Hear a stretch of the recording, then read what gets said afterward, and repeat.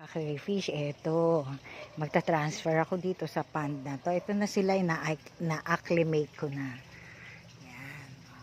Yan na sila. Yan pa. Sila. Bali, 8 pieces tong i-acclimate ko dito. Ay, ilalagay ko dito. Walang ano to. Walang aerator or submersible pump.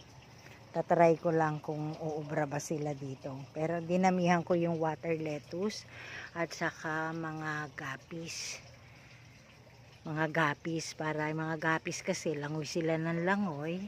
O, dahil nagagalaw nila yung tubig, magpo-produce ng oxygen yan. Yan. Tapos, yung mga water lettuce, magpo-produce din ng oxygen yan. Kaya, to makaka-survive to mga to kasi nasubukan ko na to nang nag-brown out. Yun. Okay naman sila nang brown out ng almost half day. Ayan. Ayan sila. Medyo malalaki na. Ayan sila. Okay. Dito na lang po. Salamat po.